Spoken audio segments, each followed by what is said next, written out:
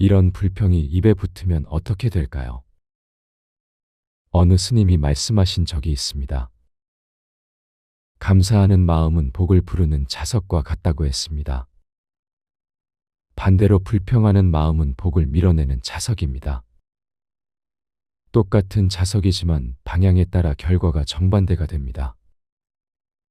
7번째로 건강 자랑이나 불행 자랑을 하는 관계도 조심해야 합니다. 나는 아직도 등산을 한다며 자랑하거나 반대로 여기가 아프고 저기가 아프다며 하소연만 합니다. 두 가지 모두 듣는 사람을 지치게 만듭니다. 제자가 궁금해하며 물었습니다. 스승님, 그럼 아픈 것도 말하지 말아야 합니까? 부처님께서 따뜻하게 답하셨습니다. 봄비는 적당히 내려야 꽃을 피운다. 너무 많이 내리면 꽃이 떨어지고 안 내리면 꽃이 시든다. 말도 마찬가지다. 필요한 만큼만 하되 넘치거나 모자라지 않게 하는 것이 지혜니라. 법망경에서는 이렇게 가르칩니다. 말에는 때가 있고 침묵에도 때가 있다고 했습니다. 특히 노년에는 말의 무게를 알고 아껴 써야 합니다. 금과 같이 귀한 말만 골라서 하면 사람들이 더 귀담아 듣습니다. 8번째로 은혜를 베풀었다며 계속 상기시키는 관계입니다. 내가 너를 어떻게 키웠는데, 내가 얼마나 도와줬는데. 이런 말을 반복하면 상대방은 부담스러워합니다. 은혜는 물처럼 흘려보내야 합니다. 한 현명한 노스님이 이런 말씀을 하셨습니다. 베푼 것을 기억하는 것은 장사꾼의 마음이고 베푼 것을 잊는 것이 부처의 마음이라고 했습니다. 진정한 베풀면 베풀었다는 사실조차 있는 것입니다. 제자가 깊이 생각하며 물었습니다. 스승님, 그럼 어떤 인간관계가 복을 부르는 관계입니까? 부처님께서 환하게 웃으시며 말씀하셨습니다. 고요한 호수를 생각해 보아라. 잔잔하고 맑아서 하늘도 비추고 구름도 비춘다. 시끄럽지 않으나 모든 것을 품는다. 그런 마음으로 사람을 대하면 저절로 좋은 인연이 모여드느니라. 첫째, 경청하는 관계가 복을 부릅니다. 말하기보다 듣기를 먼저 하면 상대방의 마음이 열립니다. 들어주는 것만으로도 큰 위로가 됩니다. 둘째, 인정하고 격려하는 관계가 복을 키웁니다. 잘못을 지적하기보다 잘한 점을 먼저 봅니다. 특히 젊은 세대를 이해하려고 노력하면 그들도 우리를 존중합니다. 셋째, 여유롭고 너그러운 관계가 복을 모읍니다. 실수를 용서하고 다름을 인정합니다.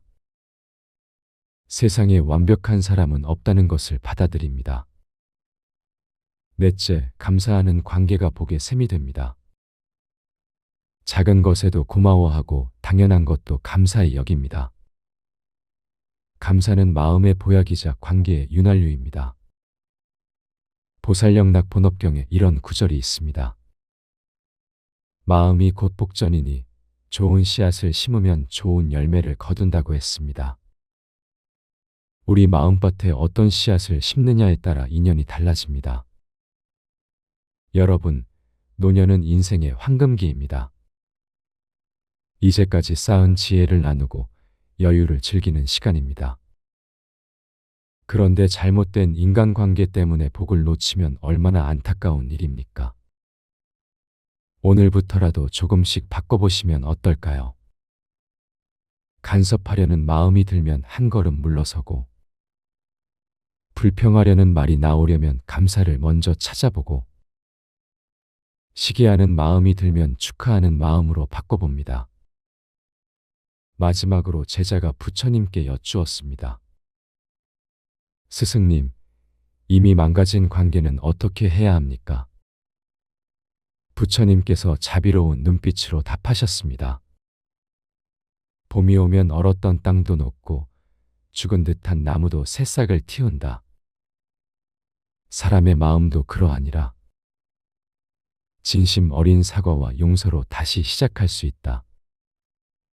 늦었다고 생각할 때가 가장 빠른 때니라.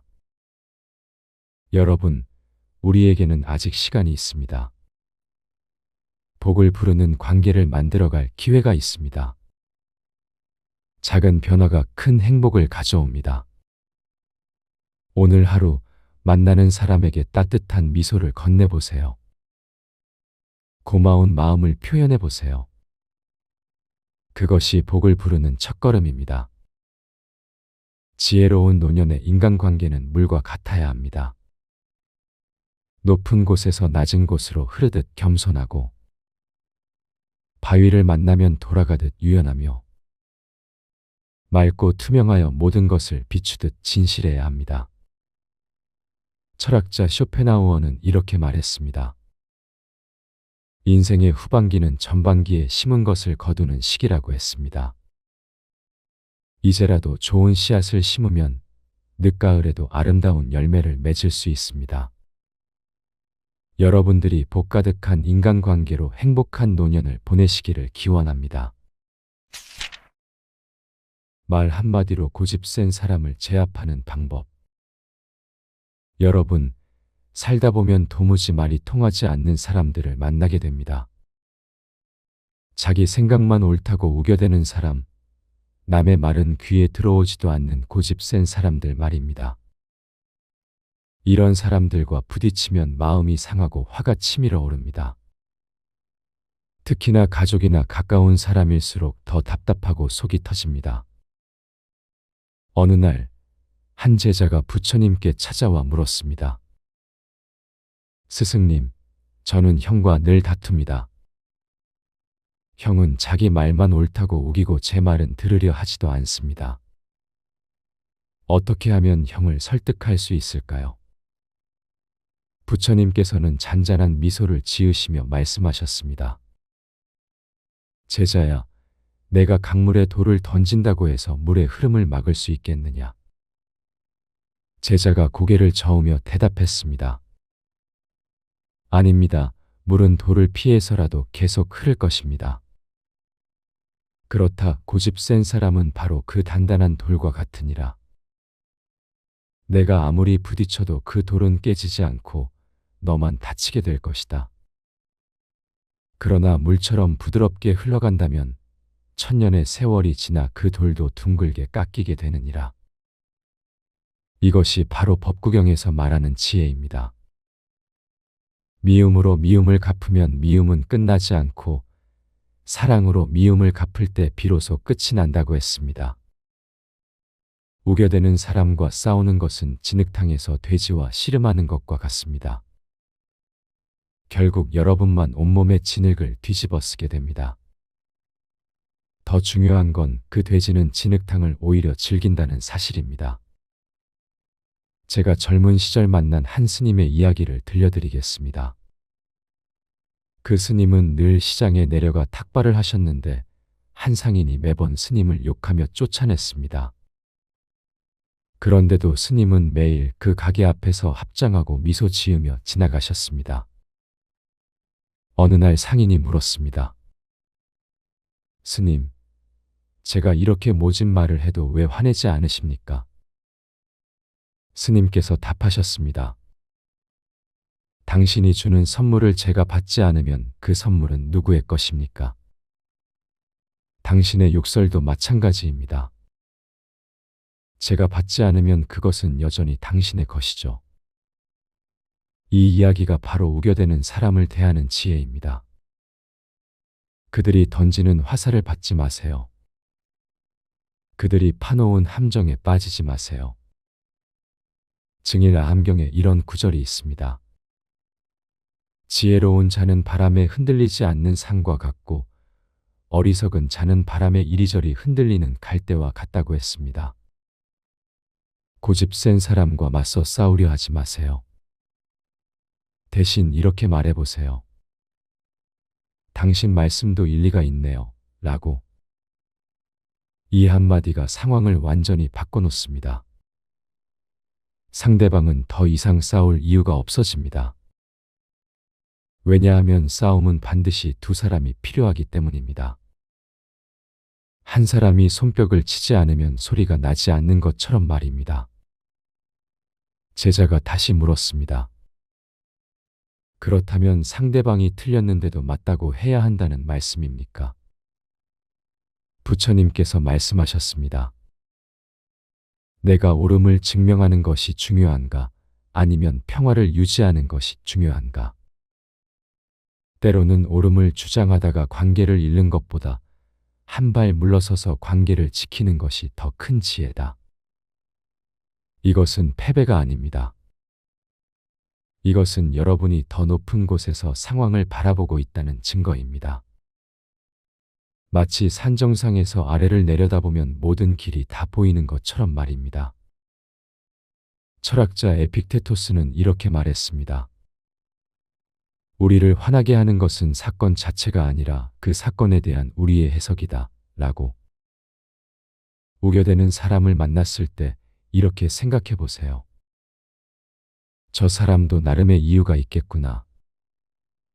저 사람도 자기가 옳다고 믿고 있겠구나. 저 사람도 사실은 인정받고 싶은 거겠구나. 금강경에서는 모든 것이 꿈과 같고 환상과 같다고 했습니다.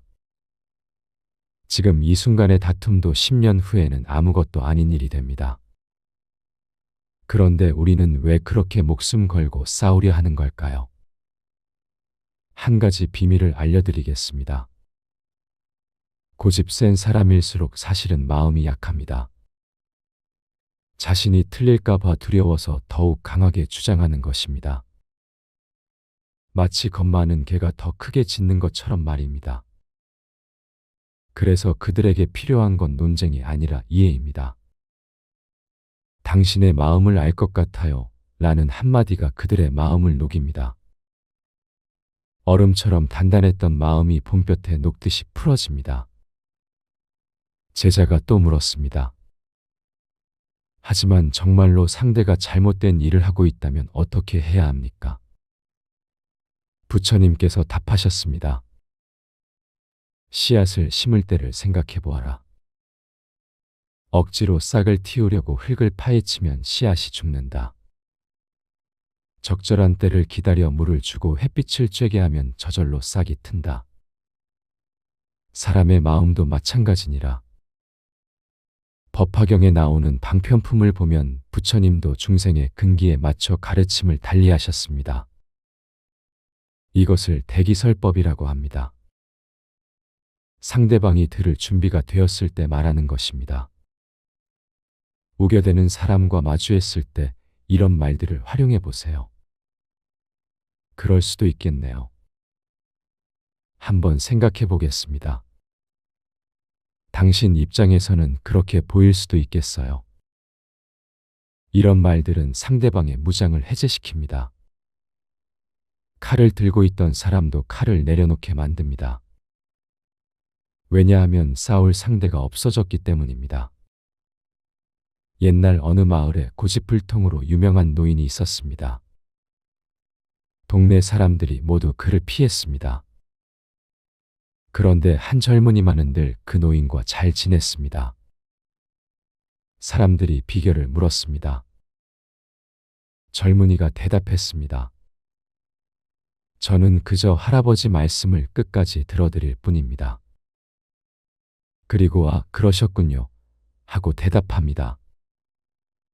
그러면 할아버지는 만족하시고 더 이상 우기지 않으십니다.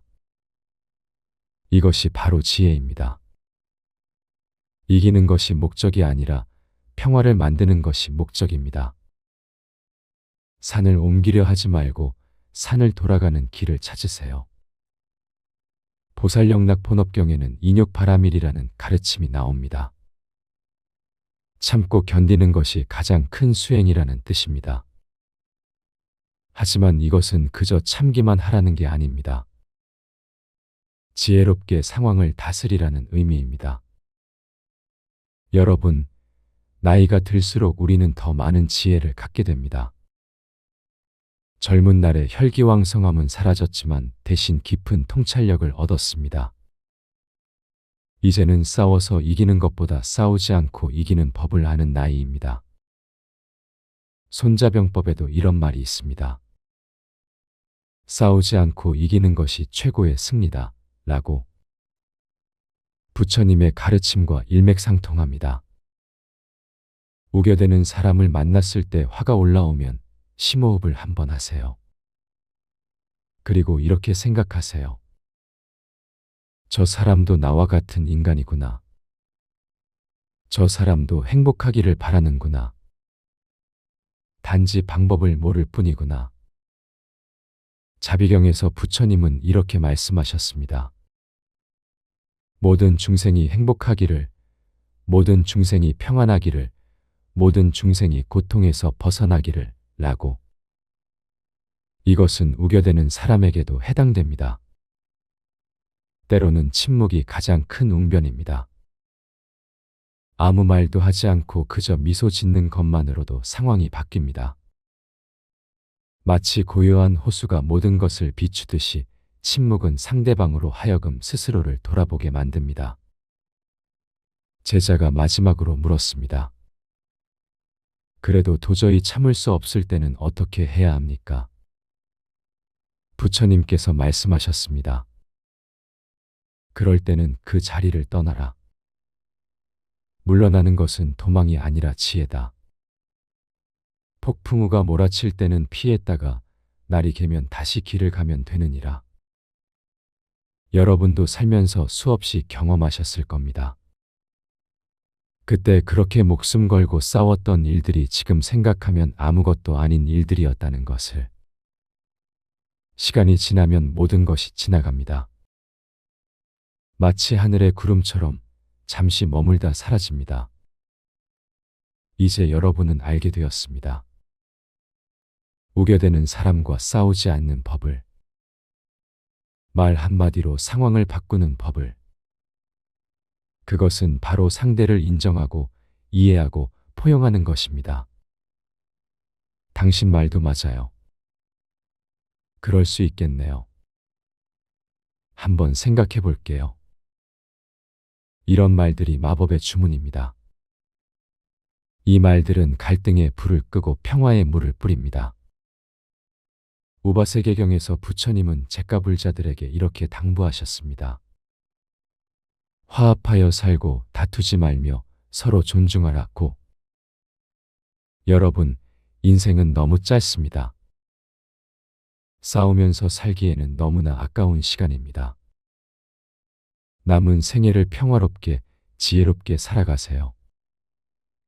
고집 센 사람을 만나면 오히려 감사하세요. 그들이 여러분의 인내심을 기르게 해주고 지혜를 늘려주는 스승이니까요. 연꽃이 진흙에서 피어나듯 우리의 지혜도 어려움 속에서 꽃핍니다. 마지막으로 기억하세요. 이기려 하지 말고 이해하려 하세요. 싸우려 하지 말고 사랑하려 하세요. 그것이 부처님이 가르치신 길이고 우리가 걸어가야 할 길입니다. 오늘도 평안한 하루 되시길 바랍니다. 노후의 복이 달아나는 인간관계 유형. 어느 날 한 제자가 부처님께 물었습니다. 스승님, 나이가 들수록 왜 인간관계가 더 어려워지는 것입니까? 젊을 때는 괜찮았던 사람들과도 점점 멀어지고 있습니다. 부처님께서 잔잔히 미소 지으시며 답하셨습니다. 제자야, 연못의 물을 보아라. 맑은 물에는 물고기가 모여들지만 탁한 물에는 물고기도 떠나간다.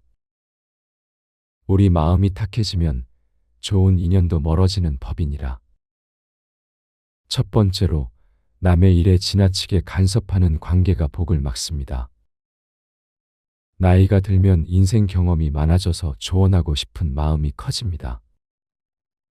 하지만 묻지도 않은 충고는 상대방에게 부담이 됩니다. 자식들 일에, 며느리 사위 일에, 손주들 교육에까지 간섭하면 어떻게 될까요? 제자가 다시 여쭈었습니다. 그럼 스승님, 잘못된 것을 보고도 가만히 있어야 한다는 말씀입니까? 부처님께서 말씀하셨습니다. 정원사가 꽃을 기를 때 매일 꽃잎을 만지며 피라고 재촉하느냐. 그저 물을 주고 햇빛을 받게 하며 때를 기다릴 뿐이다. 사람도 마찬가지다. 지켜보되 함부로 손대지 말고 도움을 청할 때 비로소 나서는 것이 지혜로운 일이니라. 법구경에는 이런 가르침이 있습니다.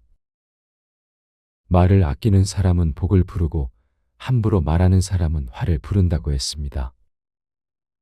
특히 노년에는 말 한마디가 더욱 무거워집니다. 젊은 세대는 어른들의 한마디를 더 크게 받아들이기 때문입니다. 두 번째로 과거에 집착하며 원망하는 관계가 복을 밀어냅니다. 30년 전 돈 빌려간 이야기, 20년 전 섭섭했던 일. 이런 것들을 계속 되새기며 살면 어떻게 될까요? 마음은 점점 무거워지고 만나는 사람마다 불편해집니다. 제자가 물었습니다. 스승님, 그럼 억울한 일도 그냥 잊으라는 말씀입니까? 부처님께서 온화하게 답하셨습니다. 바람에 날린 먼지를 다시 주워 담을 수 있느냐? 지나간 일은 이미 바람에 날아간 먼지와 같으니라. 그것을 붙잡으려 애쓸수록 더 많은 먼지만 일으킬 뿐이다. 놓아버리는 것이 곧 자유를 얻는 길이니라. 세 번째로 비교하고 시기하는 관계가 복의 문을 닫습니다. 친구 집 자식이 잘 됐다고 속상해하고 동창이 건강하다고 부러워하며 남의 복을 내 불행처럼 여기면 어떻게 될까요? 우바세계경에서는 이렇게 가르칩니다. 남의 복을 함께 기뻐하는 마음이 곧 내 복을 부르는 씨앗이 된다고 했습니다. 이것을 수의공덕이라고 하는데요. 남이 잘 되는 것을 진심으로 축하해주면 그 기쁨이 돌고 돌아 내게 옵니다. 마치 우물에 던진 돌멩이가 파문을 일으키듯이 말입니다. 시기와 질투에 돌을 던지면 탁한 파문이 일어나고 축하와 기쁨에 돌을 던지면 맑은 파문이 일어납니다. 그 파문은 결국 우리에게 돌아옵니다. 네 번째로 베풀기만 하고 받을 줄 모르는 관계도 문제입니다. 나이가 들면 자존심 때문에 도움받기를 꺼립니다. 자식들이 용돈 주려 해도 거절하고 친구가 밥 사려 해도 내가 사겠다고 고집합니다. 제자가 의아해하며 물었습니다. 스승님, 베푸는 것이 미덕이 아닙니까? 왜 그것이 복을 막는다고 하십니까? 부처님께서 깊은 통찰로 답하셨습니다. 강물이 한쪽으로만 흐르면 어떻게 되느냐?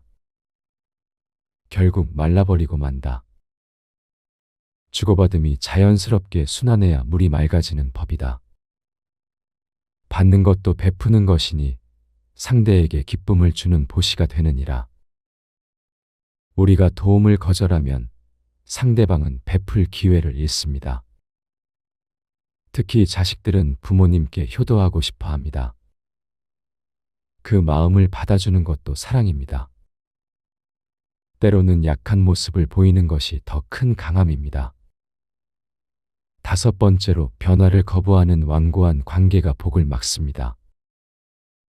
옛날 방식만 고집하고 새로운 것은 모두 거부합니다. 젊은 사람들의 생각은 틀렸다고 단정짓습니다. 이런 태도는 결국 외로움만 키웁니다. 증일아함경에 이런 말씀이 있습니다. 대나무는 속이 비어 있어서 바람에 꺾이지 않는다고 했습니다. 우리 마음도 비워야 합니다. 내 생각만 옳다는 고집을 비우면 새로운 것이 들어올 공간이 생깁니다. 제자가 조심스럽게 여쭈었습니다. 스승님, 그럼 옳고 그름도 구분하지 말라는 것입니까? 부처님께서 자비로운 목소리로 답하셨습니다. 가을 나무를 보아라. 낡은 잎을 떨어뜨려야 새 잎이 날 자리가 생긴다. 변하지 않는 지혜는 간직하되 시대에 맞지 않는 형식은 놓아버려라. 본질은 지키면서도 방법은 유연하게 하는 것이 중도의 길이니라. 여섯 번째로 끊임없이 불평하는 관계가 복을 쫓아냅니다. 날씨가 덥다, 춥다, 음식이 짜다, 싱겁다. 자식이 안 온다, 너무 자주 온다. 이런 불평이 입에 붙으면 어떻게 될까요? 어느 스님이 말씀하신 적이 있습니다. 감사하는 마음은 복을 부르는 자석과 같다고 했습니다. 반대로 불평하는 마음은 복을 밀어내는 자석입니다. 똑같은 자석이지만 방향에 따라 결과가 정반대가 됩니다. 일곱 번째로 건강 자랑이나 불행 자랑을 하는 관계도 조심해야 합니다. 나는 아직도 등산을 한다며 자랑하거나 반대로 여기가 아프고 저기가 아프다며 하소연만 합니다. 두 가지 모두 듣는 사람을 지치게 만듭니다. 제자가 궁금해하며 물었습니다. 스승님, 그럼 아픈 것도 말하지 말아야 합니까? 부처님께서 따뜻하게 답하셨습니다. 봄비는 적당히 내려야 꽃을 피운다. 너무 많이 내리면 꽃이 떨어지고 안 내리면 꽃이 시든다. 말도 마찬가지다. 필요한 만큼만 하되 넘치거나 모자라지 않게 하는 것이 지혜니라. 법망경에서는 이렇게 가르칩니다. 말에는 때가 있고 침묵에도 때가 있다고 했습니다. 특히 노년에는 말의 무게를 알고 아껴 써야 합니다. 금과 같이 귀한 말만 골라서 하면 사람들이 더 귀담아 듣습니다. 여덟 번째로 은혜를 베풀었다며 계속 상기시키는 관계입니다. 내가 너를 어떻게 키웠는데, 내가 얼마나 도와줬는데. 이런 말을 반복하면 상대방은 부담스러워합니다. 은혜는 물처럼 흘려보내야 합니다. 한 현명한 노스님이 이런 말씀을 하셨습니다. 베푼 것을 기억하는 것은 장사꾼의 마음이고 베푼 것을 잊는 것이 부처의 마음이라고 했습니다. 진정한 베풀면 베풀었다는 사실조차 있는 것입니다. 제자가 깊이 생각하며 물었습니다. 스승님, 그럼 어떤 인간관계가 복을 부르는 관계입니까? 부처님께서 환하게 웃으시며 말씀하셨습니다. 고요한 호수를 생각해 보아라. 잔잔하고 맑아서 하늘도 비추고 구름도 비춘다.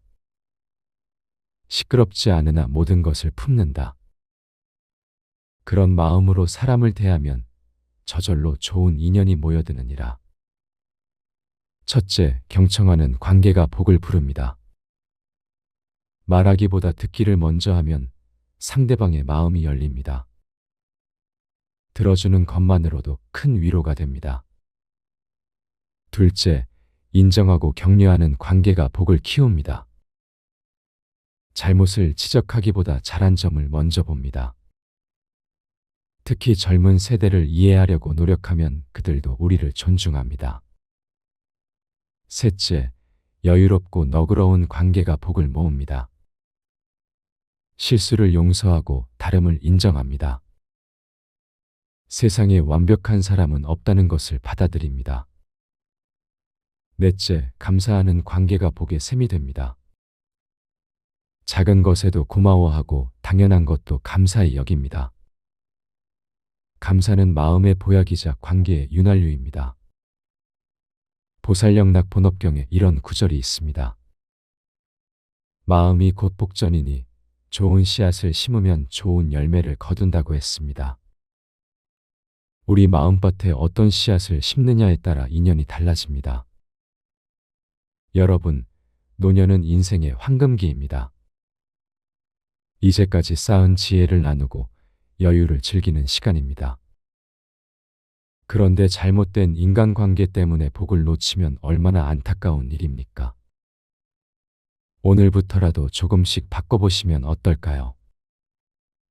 간섭하려는 마음이 들면 한 걸음 물러서고, 불평하려는 말이 나오려면 감사를 먼저 찾아보고, 시기하는 마음이 들면 축하하는 마음으로 바꿔봅니다. 마지막으로 제자가 부처님께 여쭈었습니다. 스승님, 이미 망가진 관계는 어떻게 해야 합니까? 부처님께서 자비로운 눈빛으로 답하셨습니다. 봄이 오면 얼었던 땅도 녹고 죽은 듯한 나무도 새싹을 틔운다. 사람의 마음도 그러하니라. 진심 어린 사과와 용서로 다시 시작할 수 있다. 늦었다고 생각할 때가 가장 빠른 때니라. 여러분, 우리에게는 아직 시간이 있습니다. 복을 부르는 관계를 만들어갈 기회가 있습니다. 작은 변화가 큰 행복을 가져옵니다. 오늘 하루 만나는 사람에게 따뜻한 미소를 건네보세요. 고마운 마음을 표현해보세요. 그것이 복을 부르는 첫걸음입니다. 지혜로운 노년의 인간관계는 물과 같아야 합니다. 높은 곳에서 낮은 곳으로 흐르듯 겸손하고, 바위를 만나면 돌아가듯 유연하며, 맑고 투명하여 모든 것을 비추듯 진실해야 합니다. 철학자 쇼펜하우어는 이렇게 말했습니다. 인생의 후반기는 전반기에 심은 것을 거두는 시기라고 했습니다. 이제라도 좋은 씨앗을 심으면 늦가을에도 아름다운 열매를 맺을 수 있습니다. 여러분들이 복 가득한 인간관계로 행복한 노년을 보내시기를 기원합니다.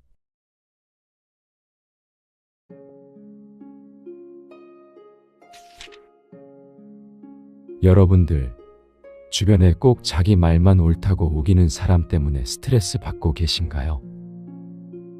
가족이든 이웃이든 그들과 말싸움하다 보면 혈압만 오르고 밤잠도 설치게 됩니다. 하지만 이제 그만 지치셔도 됩니다. 사실 고집 센 사람과 정면으로 맞서는 것은 해답이 아닙니다. 금강경에서 말하는 무쟁의 지혜를 활용하면 싸우지 않고도 이기는 방법이 있습니다. 오늘 제가 들려드릴 이야기는 여러분이 단 한마디로도 상대를 제압하고 동시에 마음의 평화를 지킬 수 있는 구체적인 방법들입니다. 이제 현명하게 대처하는 법을 함께 배워보시죠.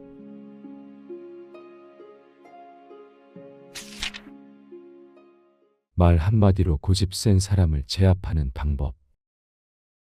여러분, 살다 보면 도무지 말이 통하지 않는 사람들을 만나게 됩니다. 자기 생각만 옳다고 우겨대는 사람, 남의 말은 귀에 들어오지도 않는 고집 센 사람들 말입니다. 이런 사람들과 부딪히면 마음이 상하고 화가 치밀어 오릅니다. 특히나 가족이나 가까운 사람일수록 더 답답하고 속이 터집니다. 어느 날, 한 제자가 부처님께 찾아와 물었습니다. 스승님, 저는 형과 늘 다툽니다. 형은 자기 말만 옳다고 우기고 제 말은 들으려 하지도 않습니다. 어떻게 하면 형을 설득할 수 있을까요? 부처님께서는 잔잔한 미소를 지으시며 말씀하셨습니다. 제자야, 내가 강물에 돌을 던진다고 해서 물의 흐름을 막을 수 있겠느냐? 제자가 고개를 저으며 대답했습니다. 아닙니다. 물은 돌을 피해서라도 계속 흐를 것입니다. 그렇다 고집 센 사람은 바로 그 단단한 돌과 같으니라.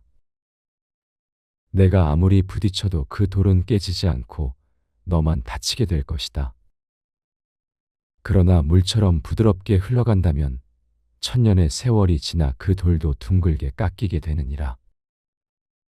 이것이 바로 법구경에서 말하는 지혜입니다. 미움으로 미움을 갚으면 미움은 끝나지 않고 사랑으로 미움을 갚을 때 비로소 끝이 난다고 했습니다. 우겨대는 사람과 싸우는 것은 진흙탕에서 돼지와 씨름하는 것과 같습니다. 결국 여러분만 온몸의 진흙을 뒤집어 쓰게 됩니다. 더 중요한 건 그 돼지는 진흙탕을 오히려 즐긴다는 사실입니다. 제가 젊은 시절 만난 한 스님의 이야기를 들려드리겠습니다. 그 스님은 늘 시장에 내려가 탁발을 하셨는데 한 상인이 매번 스님을 욕하며 쫓아냈습니다.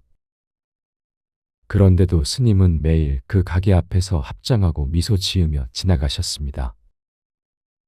어느 날 상인이 물었습니다. 스님, 제가 이렇게 모진 말을 해도 왜 화내지 않으십니까? 스님께서 답하셨습니다.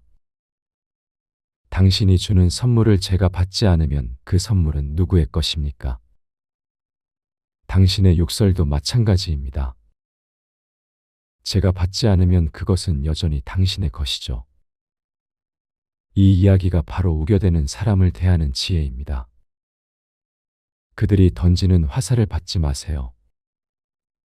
그들이 파놓은 함정에 빠지지 마세요. 증일 암경에 이런 구절이 있습니다. 지혜로운 자는 바람에 흔들리지 않는 상과 같고 어리석은 자는 바람에 이리저리 흔들리는 갈대와 같다고 했습니다. 고집 센 사람과 맞서 싸우려 하지 마세요. 대신 이렇게 말해보세요.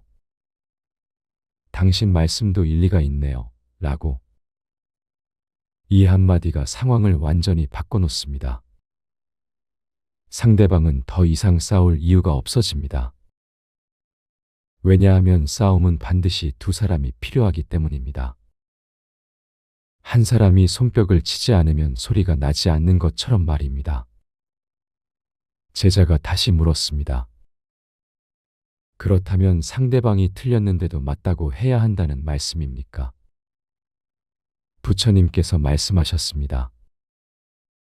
내가 옳음을 증명하는 것이 중요한가? 아니면 평화를 유지하는 것이 중요한가? 때로는 옳음을 주장하다가 관계를 잃는 것보다 한 발 물러서서 관계를 지키는 것이 더 큰 지혜다. 이것은 패배가 아닙니다.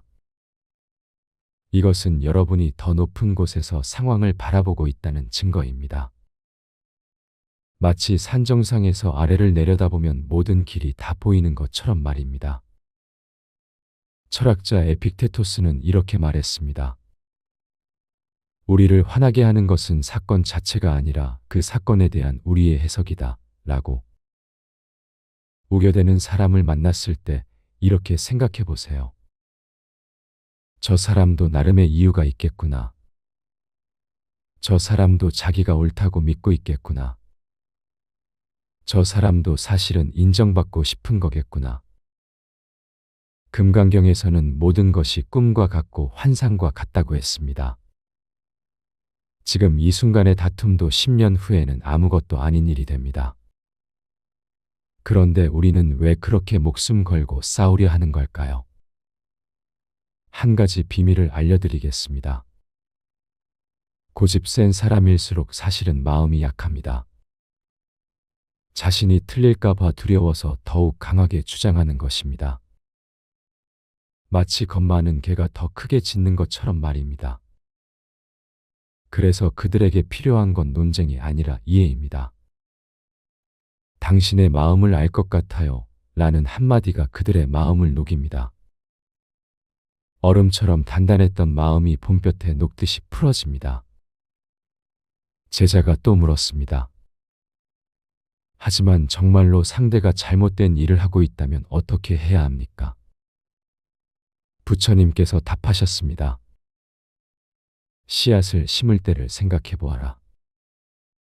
억지로 싹을 틔우려고 흙을 파헤치면 씨앗이 죽는다. 적절한 때를 기다려 물을 주고 햇빛을 쬐게 하면 저절로 싹이 튼다.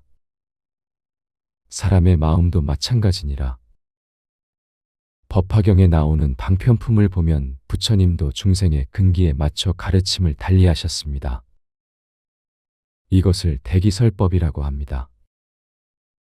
상대방이 들을 준비가 되었을 때 말하는 것입니다. 우겨대는 사람과 마주했을 때 이런 말들을 활용해 보세요. 그럴 수도 있겠네요. 한번 생각해 보겠습니다. 당신 입장에서는 그렇게 보일 수도 있겠어요. 이런 말들은 상대방의 무장을 해제시킵니다. 칼을 들고 있던 사람도 칼을 내려놓게 만듭니다. 왜냐하면 싸울 상대가 없어졌기 때문입니다. 옛날 어느 마을에 고집불통으로 유명한 노인이 있었습니다. 동네 사람들이 모두 그를 피했습니다. 그런데 한 젊은이만은 늘 그 노인과 잘 지냈습니다. 사람들이 비결을 물었습니다. 젊은이가 대답했습니다. 저는 그저 할아버지 말씀을 끝까지 들어드릴 뿐입니다. 그리고 그러셨군요. 하고 대답합니다. 그러면 할아버지는 만족하시고 더 이상 우기지 않으십니다. 이것이 바로 지혜입니다. 이기는 것이 목적이 아니라 평화를 만드는 것이 목적입니다. 산을 옮기려 하지 말고 산을 돌아가는 길을 찾으세요. 보살영락 본업경에는 인욕바라밀이라는 가르침이 나옵니다. 참고 견디는 것이 가장 큰 수행이라는 뜻입니다. 하지만 이것은 그저 참기만 하라는 게 아닙니다.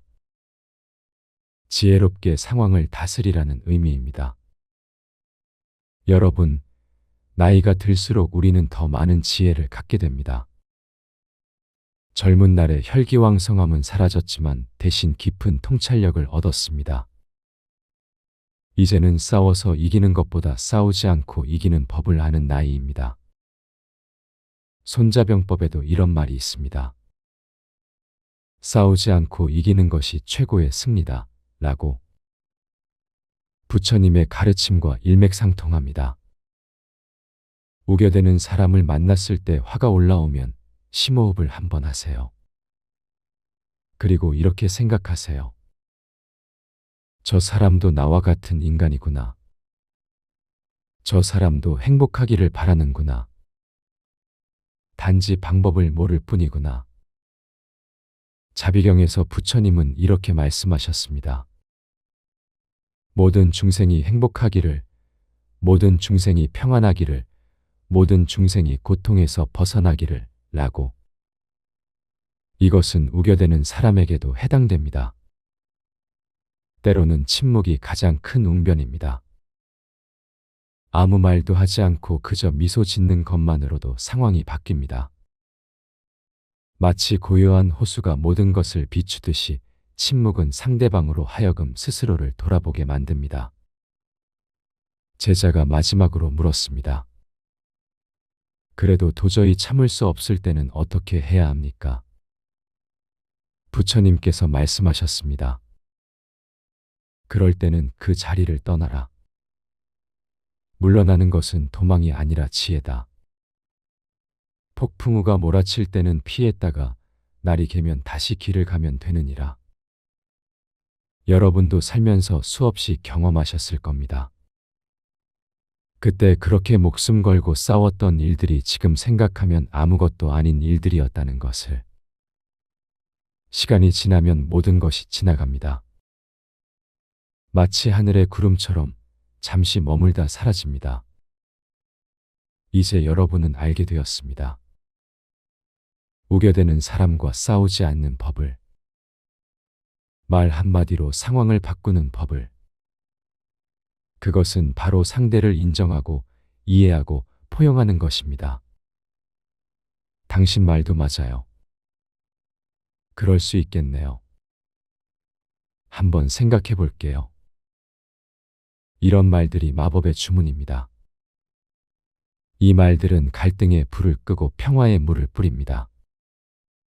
우바세계경에서 부처님은 잿가불자들에게 이렇게 당부하셨습니다. 화합하여 살고 다투지 말며 서로 존중하라고. 여러분, 인생은 너무 짧습니다. 싸우면서 살기에는 너무나 아까운 시간입니다. 남은 생애를 평화롭게, 지혜롭게 살아가세요. 고집 센 사람을 만나면 오히려 감사하세요. 그들이 여러분의 인내심을 기르게 해주고 지혜를 늘려주는 스승이니까요. 연꽃이 진흙에서 피어나듯 우리의 지혜도 어려움 속에서 꽃핍니다. 마지막으로 기억하세요. 이기려 하지 말고 이해하려 하세요. 싸우려 하지 말고 사랑하려 하세요. 그것이 부처님이 가르치신 길이고 우리가 걸어가야 할 길입니다. 오늘도 평안한 하루 되시길 바랍니다. 노후의 복이 달아나는 인간관계 유형. 어느 날 한 제자가 부처님께 물었습니다. 스승님, 나이가 들수록 왜 인간관계가 더 어려워지는 것입니까? 젊을 때는 괜찮았던 사람들과도 점점 멀어지고 있습니다. 부처님께서 잔잔히 미소 지으시며 답하셨습니다. 제자야, 연못의 물을 보아라. 맑은 물에는 물고기가 모여들지만 탁한 물에는 물고기도 떠나간다. 우리 마음이 탁해지면 좋은 인연도 멀어지는 법이니라. 첫 번째로 남의 일에 지나치게 간섭하는 관계가 복을 막습니다. 나이가 들면 인생 경험이 많아져서 조언하고 싶은 마음이 커집니다. 하지만 묻지도 않은 충고는 상대방에게 부담이 됩니다. 자식들 일에, 며느리 사위 일에, 손주들 교육에까지 간섭하면 어떻게 될까요? 제자가 다시 여쭈었습니다. 그럼 스승님, 잘못된 것을 보고도 가만히 있어야 한다는 말씀입니까? 부처님께서 말씀하셨습니다. 정원사가 꽃을 기를 때 매일 꽃잎을 만지며 피라고 재촉하느냐. 그저 물을 주고 햇빛을 받게 하며 때를 기다릴 뿐이다.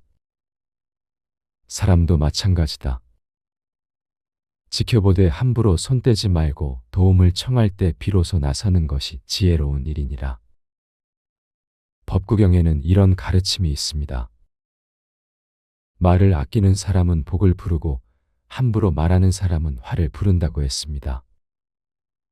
특히 노년에는 말 한마디가 더욱 무거워집니다. 젊은 세대는 어른들의 한마디를 더 크게 받아들이기 때문입니다. 두 번째로 과거에 집착하며 원망하는 관계가 복을 밀어냅니다. 30년 전 돈 빌려간 이야기, 20년 전 섭섭했던 일. 이런 것들을 계속 되새기며 살면 어떻게 될까요? 마음은 점점 무거워지고 만나는 사람마다 불편해집니다. 제자가 물었습니다. 스승님, 그럼 억울한 일도 그냥 잊으라는 말씀입니까? 부처님께서 온화하게 답하셨습니다.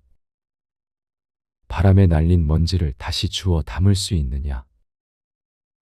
지나간 일은 이미 바람에 날아간 먼지와 같으니라. 그것을 붙잡으려 애쓸수록 더 많은 먼지만 일으킬 뿐이다. 놓아버리는 것이 곧 자유를 얻는 길이니라. 세 번째로 비교하고 시기하는 관계가 복의 문을 닫습니다.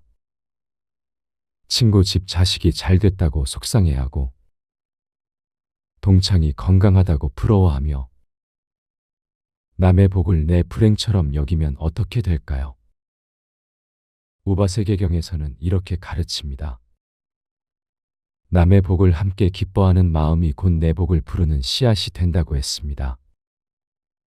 이것을 수의공덕이라고 하는데요.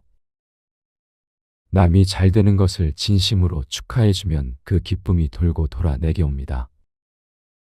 마치 우물에 던진 돌멩이가 파문을 일으키듯이 말입니다. 시기와 질투의 돌을 던지면 탁한 파문이 일어나고 축하와 기쁨의 돌을 던지면 맑은 파문이 일어납니다. 그 파문은 결국 우리에게 돌아옵니다. 네 번째로 베풀기만 하고 받을 줄 모르는 관계도 문제입니다. 나이가 들면 자존심 때문에 도움받기를 꺼립니다. 자식들이 용돈 주려 해도 거절하고 친구가 밥 사려 해도 내가 사겠다고 고집합니다. 제자가 의아해하며 물었습니다. 스승님, 베푸는 것이 미덕이 아닙니까? 왜 그것이 복을 막는다고 하십니까? 부처님께서 깊은 통찰로 답하셨습니다. 강물이 한쪽으로만 흐르면 어떻게 되느냐? 결국 말라버리고 만다. 주고받음이 자연스럽게 순환해야 물이 맑아지는 법이다. 받는 것도 베푸는 것이니 상대에게 기쁨을 주는 보시가 되느니라. 우리가 도움을 거절하면 상대방은 베풀 기회를 잃습니다. 특히 자식들은 부모님께 효도하고 싶어 합니다. 그 마음을 받아주는 것도 사랑입니다. 때로는 약한 모습을 보이는 것이 더 큰 강함입니다. 다섯 번째로 변화를 거부하는 완고한 관계가 복을 막습니다. 옛날 방식만 고집하고 새로운 것은 모두 거부합니다. 젊은 사람들의 생각은 틀렸다고 단정짓습니다. 이런 태도는 결국 외로움만 키웁니다. 증일 암경에 이런 말씀이 있습니다. 대나무는 속이 비어 있어서 바람에 꺾이지 않는다고 했습니다. 우리 마음도 비워야 합니다.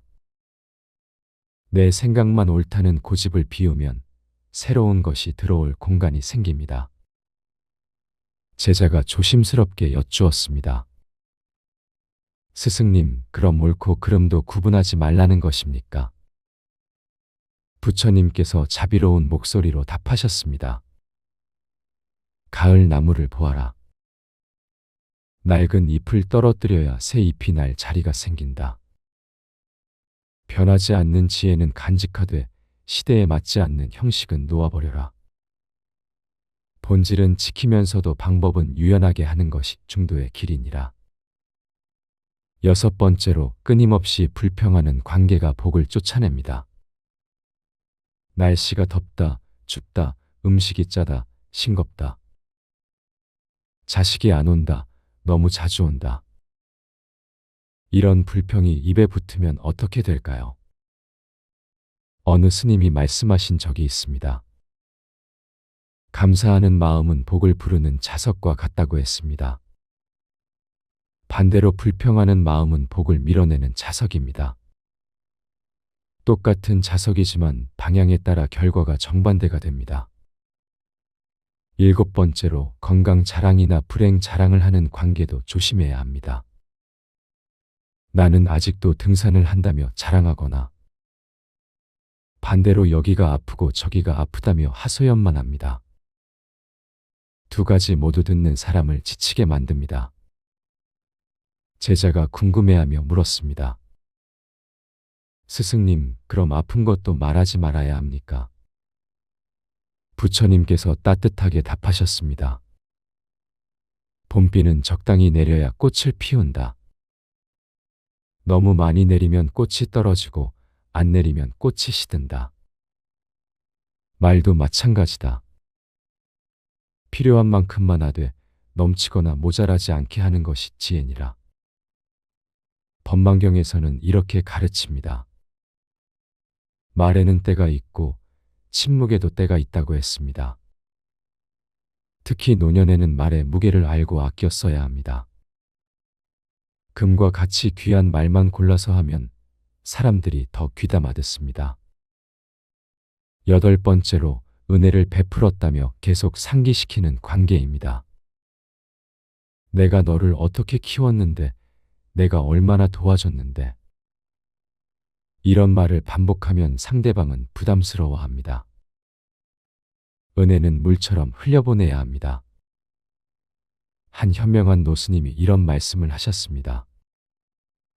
베푼 것을 기억하는 것은 장사꾼의 마음이고 베푼 것을 잊는 것이 부처의 마음이라고 했습니다. 진정한 베풀면 베풀었다는 사실조차 있는 것입니다. 제자가 깊이 생각하며 물었습니다. 스승님, 그럼 어떤 인간관계가 복을 부르는 관계입니까? 부처님께서 환하게 웃으시며 말씀하셨습니다. 고요한 호수를 생각해 보아라.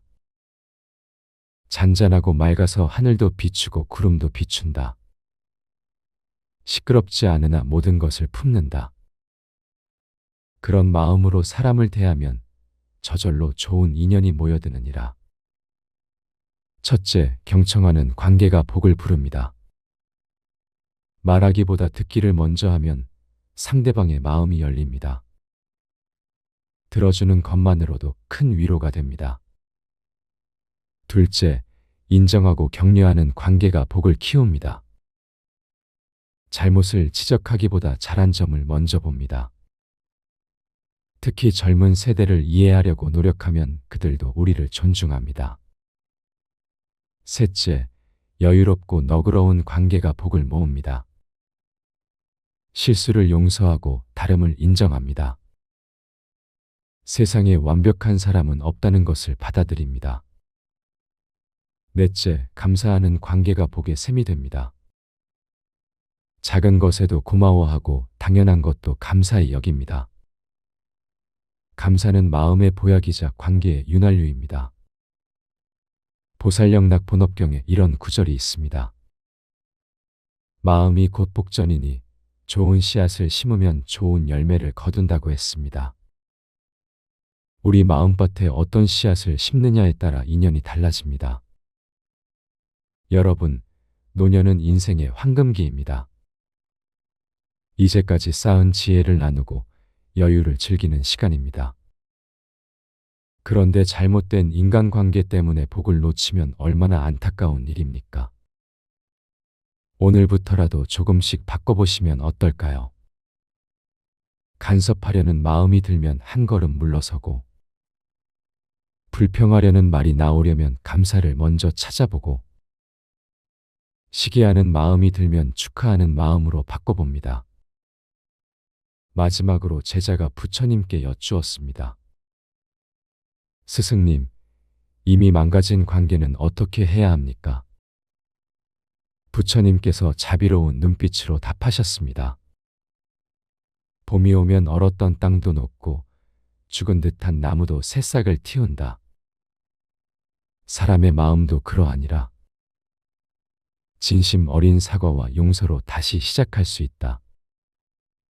늦었다고 생각할 때가 가장 빠른 때니라. 여러분, 우리에게는 아직 시간이 있습니다. 복을 부르는 관계를 만들어갈 기회가 있습니다. 작은 변화가 큰 행복을 가져옵니다. 오늘 하루 만나는 사람에게 따뜻한 미소를 건네보세요. 고마운 마음을 표현해보세요. 그것이 복을 부르는 첫걸음입니다. 지혜로운 노년의 인간관계는 물과 같아야 합니다. 높은 곳에서 낮은 곳으로 흐르듯 겸손하고, 바위를 만나면 돌아가듯 유연하며, 맑고 투명하여 모든 것을 비추듯 진실해야 합니다. 철학자 쇼펜하우어는 이렇게 말했습니다. 인생의 후반기는 전반기에 심은 것을 거두는 시기라고 했습니다. 이제라도 좋은 씨앗을 심으면 늦가을에도 아름다운 열매를 맺을 수 있습니다. 여러분들이 복 가득한 인간관계로 행복한 노년을 보내시기를 기원합니다. 말 한마디로 고집 센 사람을 제압하는 방법. 여러분, 살다 보면 도무지 말이 통하지 않는 사람들을 만나게 됩니다. 자기 생각만 옳다고 우겨대는 사람, 남의 말은 귀에 들어오지도 않는 고집 센 사람들 말입니다. 이런 사람들과 부딪히면 마음이 상하고 화가 치밀어 오릅니다. 특히나 가족이나 가까운 사람일수록 더 답답하고 속이 터집니다. 어느 날, 한 제자가 부처님께 찾아와 물었습니다. 스승님, 저는 형과 늘 다툽니다. 형은 자기 말만 옳다고 우기고 제 말은 들으려 하지도 않습니다. 어떻게 하면 형을 설득할 수 있을까요? 부처님께서는 잔잔한 미소를 지으시며 말씀하셨습니다. 제자야, 내가 강물에 돌을 던진다고 해서 물의 흐름을 막을 수 있겠느냐? 제자가 고개를 저으며 대답했습니다. 아닙니다.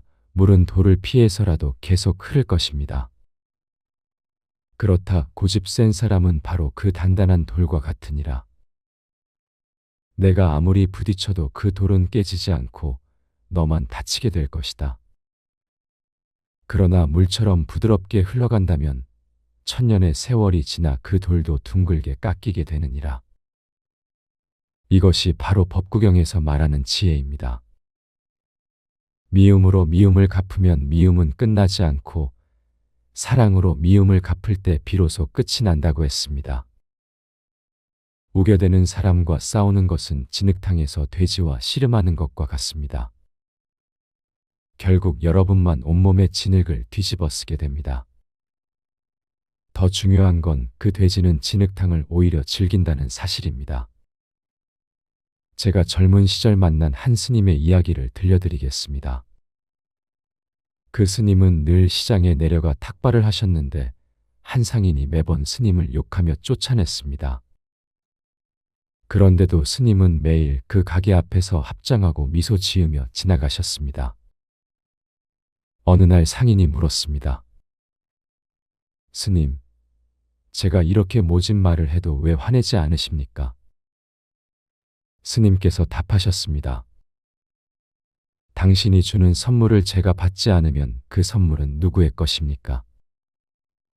당신의 욕설도 마찬가지입니다. 제가 받지 않으면 그것은 여전히 당신의 것이죠. 이 이야기가 바로 우겨대는 사람을 대하는 지혜입니다. 그들이 던지는 화살을 받지 마세요. 그들이 파놓은 함정에 빠지지 마세요. 증일 암경에 이런 구절이 있습니다. 지혜로운 자는 바람에 흔들리지 않는 산과 같고 어리석은 자는 바람에 이리저리 흔들리는 갈대와 같다고 했습니다. 고집 센 사람과 맞서 싸우려 하지 마세요. 대신 이렇게 말해보세요. 당신 말씀도 일리가 있네요. 라고. 이 한마디가 상황을 완전히 바꿔놓습니다. 상대방은 더 이상 싸울 이유가 없어집니다. 왜냐하면 싸움은 반드시 두 사람이 필요하기 때문입니다. 한 사람이 손뼉을 치지 않으면 소리가 나지 않는 것처럼 말입니다. 제자가 다시 물었습니다. 그렇다면 상대방이 틀렸는데도 맞다고 해야 한다는 말씀입니까? 부처님께서 말씀하셨습니다. 내가 옳음을 증명하는 것이 중요한가? 아니면 평화를 유지하는 것이 중요한가?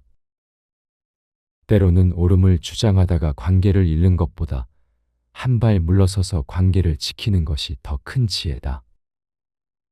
이것은 패배가 아닙니다. 이것은 여러분이 더 높은 곳에서 상황을 바라보고 있다는 증거입니다. 마치 산 정상에서 아래를 내려다보면 모든 길이 다 보이는 것처럼 말입니다. 철학자 에픽테토스는 이렇게 말했습니다. 우리를 화나게 하는 것은 사건 자체가 아니라 그 사건에 대한 우리의 해석이다. 라고. 우겨대는 사람을 만났을 때 이렇게 생각해 보세요. 저 사람도 나름의 이유가 있겠구나. 저 사람도 자기가 옳다고 믿고 있겠구나. 저 사람도 사실은 인정받고 싶은 거겠구나. 금강경에서는 모든 것이 꿈과 같고 환상과 같다고 했습니다. 지금 이 순간의 다툼도 10년 후에는 아무것도 아닌 일이 됩니다. 그런데 우리는 왜 그렇게 목숨 걸고 싸우려 하는 걸까요? 한 가지 비밀을 알려드리겠습니다. 고집 센 사람일수록 사실은 마음이 약합니다. 자신이 틀릴까봐 두려워서 더욱 강하게 주장하는 것입니다. 마치 겁 많은 개가 더 크게 짖는 것처럼 말입니다. 그래서 그들에게 필요한 건 논쟁이 아니라 이해입니다. 당신의 마음을 알 것 같아요. 라는 한마디가 그들의 마음을 녹입니다. 얼음처럼 단단했던 마음이 봄볕에 녹듯이 풀어집니다. 제자가 또 물었습니다. 하지만 정말로 상대가 잘못된 일을 하고 있다면 어떻게 해야 합니까? 부처님께서 답하셨습니다. 씨앗을 심을 때를 생각해 보아라. 억지로 싹을 틔우려고 흙을 파헤치면 씨앗이 죽는다. 적절한 때를 기다려 물을 주고 햇빛을 쬐게 하면 저절로 싹이 튼다. 사람의 마음도 마찬가지니라. 법화경에 나오는 방편품을 보면 부처님도 중생의 근기에 맞춰 가르침을 달리하셨습니다. 이것을 대기설법이라고 합니다. 상대방이 들을 준비가 되었을 때 말하는 것입니다. 우겨대는 사람과 마주했을 때 이런 말들을 활용해 보세요. 그럴 수도 있겠네요. 한번 생각해 보겠습니다. 당신 입장에서는 그렇게 보일 수도 있겠어요. 이런 말들은 상대방의 무장을 해제시킵니다. 칼을 들고 있던 사람도 칼을 내려놓게 만듭니다. 왜냐하면 싸울 상대가 없어졌기 때문입니다. 옛날 어느 마을에 고집불통으로 유명한 노인이 있었습니다. 동네 사람들이 모두 그를 피했습니다. 그런데 한 젊은이만은 늘 그 노인과 잘 지냈습니다. 사람들이 비결을 물었습니다. 젊은이가 대답했습니다. 저는 그저 할아버지 말씀을 끝까지 들어드릴 뿐입니다. 그리고 그러셨군요 하고 대답합니다. 그러면 할아버지는 만족하시고 더 이상 우기지 않으십니다. 이것이 바로 지혜입니다. 이기는 것이 목적이 아니라 평화를 만드는 것이 목적입니다. 산을 옮기려 하지 말고 산을 돌아가는 길을 찾으세요. 보살영락 본업경에는 인욕바라밀이라는 가르침이 나옵니다. 참고 견디는 것이 가장 큰 수행이라는 뜻입니다. 하지만 이것은 그저 참기만 하라는 게 아닙니다. 지혜롭게 상황을 다스리라는 의미입니다. 여러분, 나이가 들수록 우리는 더 많은 지혜를 갖게 됩니다. 젊은 날의 혈기왕성함은 사라졌지만 대신 깊은 통찰력을 얻었습니다. 이제는 싸워서 이기는 것보다 싸우지 않고 이기는 법을 아는 나이입니다. 손자병법에도 이런 말이 있습니다. 싸우지 않고 이기는 것이 최고의 승리다 라고. 부처님의 가르침과 일맥상통합니다. 우겨대는 사람을 만났을 때 화가 올라오면 심호흡을 한번 하세요. 그리고 이렇게 생각하세요. 저 사람도 나와 같은 인간이구나. 저 사람도 행복하기를 바라는구나. 단지 방법을 모를 뿐이구나. 자비경에서 부처님은 이렇게 말씀하셨습니다.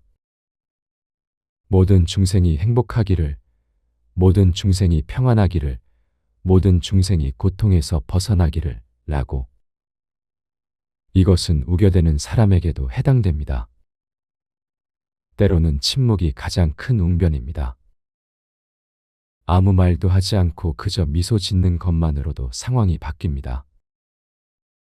마치 고요한 호수가 모든 것을 비추듯이 침묵은 상대방으로 하여금 스스로를 돌아보게 만듭니다. 제자가 마지막으로 물었습니다. 그래도 도저히 참을 수 없을 때는 어떻게 해야 합니까? 부처님께서 말씀하셨습니다. 그럴 때는 그 자리를 떠나라. 물러나는 것은 도망이 아니라 지혜다.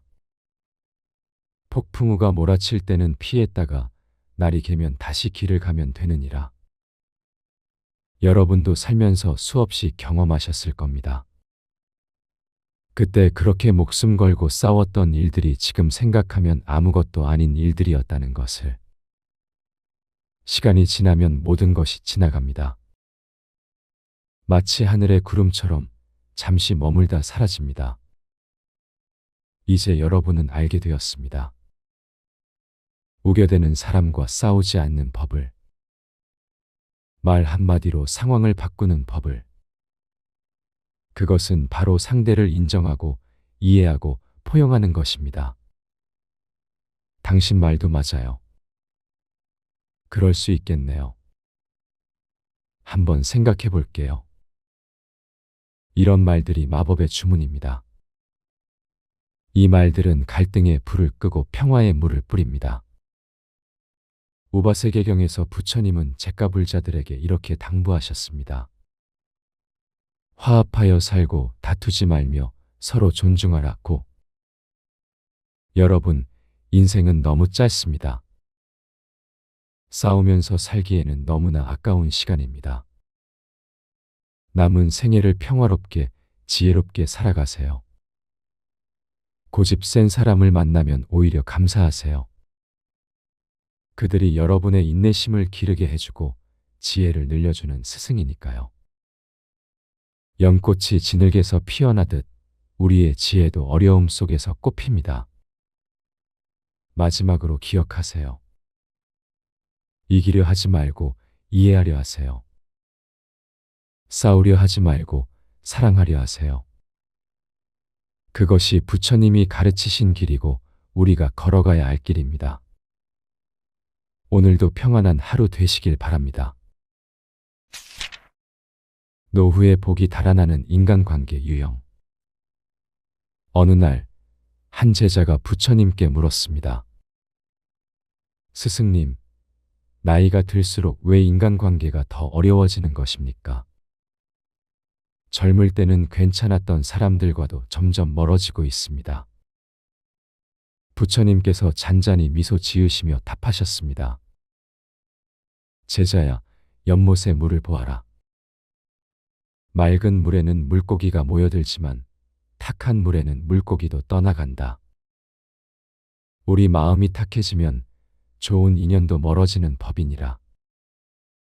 첫 번째로 남의 일에 지나치게 간섭하는 관계가 복을 막습니다. 나이가 들면 인생 경험이 많아져서 조언하고 싶은 마음이 커집니다. 하지만 묻지도 않은 충고는 상대방에게 부담이 됩니다. 자식들 일에, 며느리 사위 일에, 손주들 교육에까지 간섭하면 어떻게 될까요? 제자가 다시 여쭈었습니다. 그럼 스승님, 잘못된 것을 보고도 가만히 있어야 한다는 말씀입니까? 부처님께서 말씀하셨습니다. 정원사가 꽃을 기를 때 매일 꽃잎을 만지며 피라고 재촉하느냐. 그저 물을 주고 햇빛을 받게 하며 때를 기다릴 뿐이다. 사람도 마찬가지다. 지켜보되 함부로 손대지 말고 도움을 청할 때 비로소 나서는 것이 지혜로운 일이니라. 법구경에는 이런 가르침이 있습니다. 말을 아끼는 사람은 복을 부르고 함부로 말하는 사람은 화를 부른다고 했습니다. 특히 노년에는 말 한마디가 더욱 무거워집니다.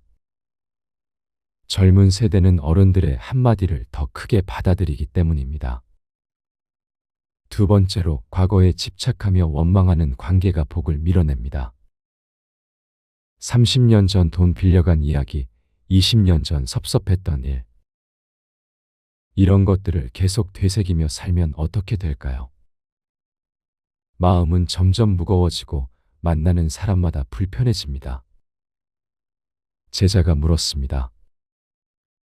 스승님, 그럼 억울한 일도 그냥 잊으라는 말씀입니까? 부처님께서 온화하게 답하셨습니다. 바람에 날린 먼지를 다시 주워 담을 수 있느냐? 지나간 일은 이미 바람에 날아간 먼지와 같으니라. 그것을 붙잡으려 애쓸수록 더 많은 먼지만 일으킬 뿐이다. 놓아버리는 것이 곧 자유를 얻는 길이니라. 세 번째로 비교하고 시기하는 관계가 복의 문을 닫습니다. 친구 집 자식이 잘 됐다고 속상해하고 동창이 건강하다고 부러워하며 남의 복을 내 불행처럼 여기면 어떻게 될까요? 우바세계경에서는 이렇게 가르칩니다. 남의 복을 함께 기뻐하는 마음이 곧 내 복을 부르는 씨앗이 된다고 했습니다. 이것을 수의공덕이라고 하는데요. 남이 잘 되는 것을 진심으로 축하해주면 그 기쁨이 돌고 돌아 내게 옵니다. 마치 우물에 던진 돌멩이가 파문을 일으키듯이 말입니다. 시기와 질투의 돌을 던지면 탁한 파문이 일어나고 축하와 기쁨의 돌을 던지면 맑은 파문이 일어납니다. 그 파문은 결국 우리에게 돌아옵니다. 네 번째로 베풀기만 하고 받을 줄 모르는 관계도 문제입니다. 나이가 들면 자존심 때문에 도움받기를 꺼립니다. 자식들이 용돈 주려 해도 거절하고 친구가 밥 사려 해도 내가 사겠다고 고집합니다. 제자가 의아해하며 물었습니다. 스승님, 베푸는 것이 미덕이 아닙니까? 왜 그것이 복을 막는다고 하십니까? 부처님께서 깊은 통찰로 답하셨습니다. 강물이 한쪽으로만 흐르면 어떻게 되느냐? 결국 말라버리고 만다. 주고받음이 자연스럽게 순환해야 물이 맑아지는 법이다. 받는 것도 베푸는 것이니 상대에게 기쁨을 주는 보시가 되느니라. 우리가 도움을 거절하면 상대방은 베풀 기회를 잃습니다. 특히 자식들은 부모님께 효도하고 싶어 합니다. 그 마음을 받아주는 것도 사랑입니다. 때로는 약한 모습을 보이는 것이 더 큰 강함입니다. 5번째로 변화를 거부하는 완고한 관계가 복을 막습니다. 옛날 방식만 고집하고 새로운 것은 모두 거부합니다. 젊은 사람들의 생각은 틀렸다고 단정짓습니다. 이런 태도는 결국 외로움만 키웁니다. 증일 아함경에 이런 말씀이 있습니다. 대나무는 속이 비어 있어서 바람에 꺾이지 않는다고 했습니다. 우리 마음도 비워야 합니다. 내 생각만 옳다는 고집을 비우면 새로운 것이 들어올 공간이 생깁니다. 제자가 조심스럽게 여쭈었습니다. 스승님, 그럼 옳고 그름도 구분하지 말라는 것입니까? 부처님께서 자비로운 목소리로 답하셨습니다. 가을 나무를 보아라. 낡은 잎을 떨어뜨려야 새 잎이 날 자리가 생긴다. 변하지 않는 지혜는 간직하되 시대에 맞지 않는 형식은 놓아버려라. 본질은 지키면서도 방법은 유연하게 하는 것이 중도의 길이니라. 6번째로 끊임없이 불평하는 관계가 복을 쫓아냅니다. 날씨가 덥다, 춥다, 음식이 짜다, 싱겁다. 자식이 안 온다, 너무 자주 온다. 이런 불평이 입에 붙으면 어떻게 될까요? 어느 스님이 말씀하신 적이 있습니다.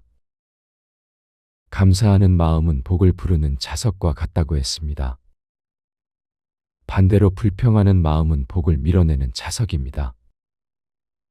똑같은 자석이지만 방향에 따라 결과가 정반대가 됩니다. 7번째로 건강 자랑이나 불행 자랑을 하는 관계도 조심해야 합니다.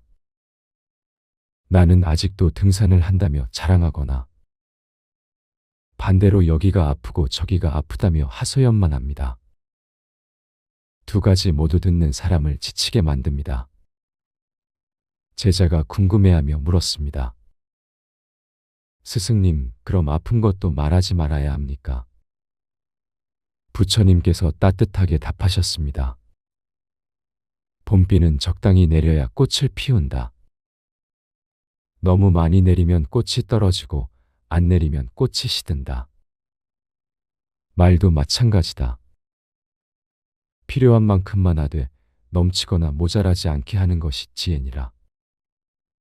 법망경에서는 이렇게 가르칩니다. 말에는 때가 있고 침묵에도 때가 있다고 했습니다. 특히 노년에는 말의 무게를 알고 아껴 써야 합니다. 금과 같이 귀한 말만 골라서 하면 사람들이 더 귀담아 듣습니다. 8번째로 은혜를 베풀었다며 계속 상기시키는 관계입니다. 내가 너를 어떻게 키웠는데, 내가 얼마나 도와줬는데. 이런 말을 반복하면 상대방은 부담스러워합니다. 은혜는 물처럼 흘려보내야 합니다. 한 현명한 노스님이 이런 말씀을 하셨습니다. 베푼 것을 기억하는 것은 장사꾼의 마음이고 베푼 것을 잊는 것이 부처의 마음이라고 했습니다. 진정한 베풀면 베풀었다는 사실조차 있는 것입니다. 제자가 깊이 생각하며 물었습니다. 스승님, 그럼 어떤 인간관계가 복을 부르는 관계입니까? 부처님께서 환하게 웃으시며 말씀하셨습니다. 고요한 호수를 생각해 보아라. 잔잔하고 맑아서 하늘도 비추고 구름도 비춘다. 시끄럽지 않으나 모든 것을 품는다. 그런 마음으로 사람을 대하면 저절로 좋은 인연이 모여드느니라. 첫째, 경청하는 관계가 복을 부릅니다. 말하기보다 듣기를 먼저 하면 상대방의 마음이 열립니다. 들어주는 것만으로도 큰 위로가 됩니다. 둘째, 인정하고 격려하는 관계가 복을 키웁니다. 잘못을 지적하기보다 잘한 점을 먼저 봅니다. 특히 젊은 세대를 이해하려고 노력하면 그들도 우리를 존중합니다. 셋째, 여유롭고 너그러운 관계가 복을 모읍니다. 실수를 용서하고 다름을 인정합니다. 세상에 완벽한 사람은 없다는 것을 받아들입니다. 넷째, 감사하는 관계가 복의 샘이 됩니다. 작은 것에도 고마워하고 당연한 것도 감사히 여깁니다. 감사는 마음의 보약이자 관계의 윤활유입니다. 보살령 낙본업경에 이런 구절이 있습니다. 마음이 곧 복전이니 좋은 씨앗을 심으면 좋은 열매를 거둔다고 했습니다. 우리 마음밭에 어떤 씨앗을 심느냐에 따라 인연이 달라집니다. 여러분, 노년은 인생의 황금기입니다. 이제까지 쌓은 지혜를 나누고 여유를 즐기는 시간입니다. 그런데 잘못된 인간관계 때문에 복을 놓치면 얼마나 안타까운 일입니까? 오늘부터라도 조금씩 바꿔보시면 어떨까요? 간섭하려는 마음이 들면 한 걸음 물러서고, 불평하려는 말이 나오려면 감사를 먼저 찾아보고, 시기하는 마음이 들면 축하하는 마음으로 바꿔봅니다. 마지막으로 제자가 부처님께 여쭈었습니다. 스승님, 이미 망가진 관계는 어떻게 해야 합니까? 부처님께서 자비로운 눈빛으로 답하셨습니다. 봄이 오면 얼었던 땅도 녹고 죽은 듯한 나무도 새싹을 틔운다. 사람의 마음도 그러하니라. 진심 어린 사과와 용서로 다시 시작할 수 있다. 늦었다고 생각할 때가 가장 빠른 때니라. 여러분, 우리에게는 아직 시간이 있습니다. 복을 부르는 관계를 만들어갈 기회가 있습니다. 작은 변화가 큰 행복을 가져옵니다. 오늘 하루 만나는 사람에게 따뜻한 미소를 건네보세요. 고마운 마음을 표현해보세요. 그것이 복을 부르는 첫걸음입니다. 지혜로운 노년의 인간관계는 물과 같아야 합니다. 높은 곳에서 낮은 곳으로 흐르듯 겸손하고, 바위를 만나면 돌아가듯 유연하며, 맑고 투명하여 모든 것을 비추듯 진실해야 합니다. 철학자 쇼펜하우어는 이렇게 말했습니다. 인생의 후반기는 전반기에 심은 것을 거두는 시기라고 했습니다. 이제라도 좋은 씨앗을 심으면 늦가을에도 아름다운 열매를 맺을 수 있습니다. 여러분들이 복 가득한 인간관계로 행복한 노년을 보내시기를 기원합니다. 말 한마디로 고집 센 사람을 제압하는 방법.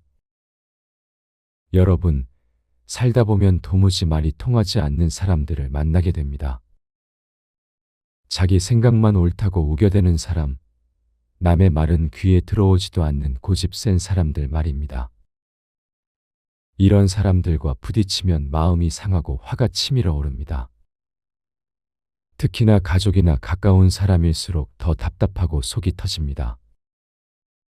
어느 날, 한 제자가 부처님께 찾아와 물었습니다. 스승님, 저는 형과 늘 다툽니다. 형은 자기 말만 옳다고 우기고 제 말은 들으려 하지도 않습니다. 어떻게 하면 형을 설득할 수 있을까요?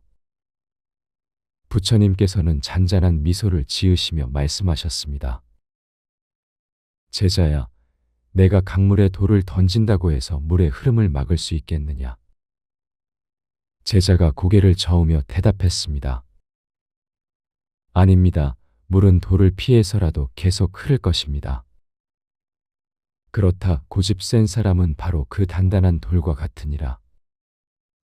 내가 아무리 부딪혀도 그 돌은 깨지지 않고 너만 다치게 될 것이다. 그러나 물처럼 부드럽게 흘러간다면 천년의 세월이 지나 그 돌도 둥글게 깎이게 되느니라. 이것이 바로 법구경에서 말하는 지혜입니다. 미움으로 미움을 갚으면 미움은 끝나지 않고 사랑으로 미움을 갚을 때 비로소 끝이 난다고 했습니다. 우겨대는 사람과 싸우는 것은 진흙탕에서 돼지와 씨름하는 것과 같습니다. 결국 여러분만 온몸의 진흙을 뒤집어 쓰게 됩니다. 더 중요한 건 그 돼지는 진흙탕을 오히려 즐긴다는 사실입니다. 제가 젊은 시절 만난 한 스님의 이야기를 들려드리겠습니다. 그 스님은 늘 시장에 내려가 탁발을 하셨는데 한 상인이 매번 스님을 욕하며 쫓아냈습니다. 그런데도 스님은 매일 그 가게 앞에서 합장하고 미소 지으며 지나가셨습니다. 어느 날 상인이 물었습니다. 스님, 제가 이렇게 모진 말을 해도 왜 화내지 않으십니까? 스님께서 답하셨습니다. 당신이 주는 선물을 제가 받지 않으면 그 선물은 누구의 것입니까? 당신의 욕설도 마찬가지입니다. 제가 받지 않으면 그것은 여전히 당신의 것이죠. 이 이야기가 바로 우겨대는 사람을 대하는 지혜입니다. 그들이 던지는 화살을 받지 마세요. 그들이 파놓은 함정에 빠지지 마세요. 증일 암경에 이런 구절이 있습니다. 지혜로운 자는 바람에 흔들리지 않는 산과 같고 어리석은 자는 바람에 이리저리 흔들리는 갈대와 같다고 했습니다. 고집 센 사람과 맞서 싸우려 하지 마세요. 대신 이렇게 말해보세요. 당신 말씀도 일리가 있네요. 라고. 이 한마디가 상황을 완전히 바꿔놓습니다. 상대방은 더 이상 싸울 이유가 없어집니다. 왜냐하면 싸움은 반드시 두 사람이 필요하기 때문입니다. 한 사람이 손뼉을 치지 않으면 소리가 나지 않는 것처럼 말입니다. 제자가 다시 물었습니다. 그렇다면 상대방이 틀렸는데도 맞다고 해야 한다는 말씀입니까? 부처님께서 말씀하셨습니다. 내가 옳음을 증명하는 것이 중요한가? 아니면 평화를 유지하는 것이 중요한가? 때로는 옳음을 주장하다가 관계를 잃는 것보다 한 발 물러서서 관계를 지키는 것이 더 큰 지혜다. 이것은 패배가 아닙니다. 이것은 여러분이 더 높은 곳에서 상황을 바라보고 있다는 증거입니다. 마치 산 정상에서 아래를 내려다보면 모든 길이 다 보이는 것처럼 말입니다. 철학자 에픽테토스는 이렇게 말했습니다. 우리를 화나게 하는 것은 사건 자체가 아니라 그 사건에 대한 우리의 해석이다. 라고. 우겨대는 사람을 만났을 때 이렇게 생각해 보세요. 저 사람도 나름의 이유가 있겠구나. 저 사람도 자기가 옳다고 믿고 있겠구나. 저 사람도 사실은 인정받고 싶은 거겠구나. 금강경에서는 모든 것이 꿈과 같고 환상과 같다고 했습니다. 지금 이 순간의 다툼도 10년 후에는 아무것도 아닌 일이 됩니다. 그런데 우리는 왜 그렇게 목숨 걸고 싸우려 하는 걸까요? 한 가지 비밀을 알려드리겠습니다. 고집 센 사람일수록 사실은 마음이 약합니다. 자신이 틀릴까 봐 두려워서 더욱 강하게 주장하는 것입니다. 마치 겁 많은 개가 더 크게 짖는 것처럼 말입니다. 그래서 그들에게 필요한 건 논쟁이 아니라 이해입니다. 당신의 마음을 알 것 같아요. 라는 한마디가 그들의 마음을 녹입니다. 얼음처럼 단단했던 마음이 봄볕에 녹듯이 풀어집니다. 제자가 또 물었습니다. 하지만 정말로 상대가 잘못된 일을 하고 있다면 어떻게 해야 합니까? 부처님께서 답하셨습니다. 씨앗을 심을 때를 생각해 보아라. 억지로 싹을 틔우려고 흙을 파헤치면 씨앗이 죽는다. 적절한 때를 기다려 물을 주고 햇빛을 쬐게 하면 저절로 싹이 튼다. 사람의 마음도 마찬가지니라. 법화경에 나오는 방편품을 보면 부처님도 중생의 근기에 맞춰 가르침을 달리하셨습니다. 이것을 대기설법이라고 합니다. 상대방이 들을 준비가 되었을 때 말하는 것입니다. 우겨대는 사람과 마주했을 때 이런 말들을 활용해 보세요. 그럴 수도 있겠네요. 한번 생각해 보겠습니다. 당신 입장에서는 그렇게 보일 수도 있겠어요. 이런 말들은 상대방의 무장을 해제시킵니다. 칼을 들고 있던 사람도 칼을 내려놓게 만듭니다. 왜냐하면 싸울 상대가 없어졌기 때문입니다. 옛날 어느 마을에 고집불통으로 유명한 노인이 있었습니다. 동네 사람들이 모두 그를 피했습니다. 그런데 한 젊은이만은 늘 그 노인과 잘 지냈습니다. 사람들이 비결을 물었습니다. 젊은이가 대답했습니다. 저는 그저 할아버지 말씀을 끝까지 들어드릴 뿐입니다. 그리고 그러셨군요 하고 대답합니다. 그러면 할아버지는 만족하시고 더 이상 우기지 않으십니다. 이것이 바로 지혜입니다. 이기는 것이 목적이 아니라 평화를 만드는 것이 목적입니다. 산을 옮기려 하지 말고 산을 돌아가는 길을 찾으세요. 보살영락본업경에는 인욕바라밀이라는 가르침이 나옵니다. 참고 견디는 것이 가장 큰 수행이라는 뜻입니다. 하지만 이것은 그저 참기만 하라는 게 아닙니다. 지혜롭게 상황을 다스리라는 의미입니다. 여러분, 나이가 들수록 우리는 더 많은 지혜를 갖게 됩니다. 젊은 날의 혈기왕성함은 사라졌지만 대신 깊은 통찰력을 얻었습니다. 이제는 싸워서 이기는 것보다 싸우지 않고 이기는 법을 아는 나이입니다. 손자병법에도 이런 말이 있습니다. 싸우지 않고 이기는 것이 최고의 승리다 라고. 부처님의 가르침과 일맥상통합니다.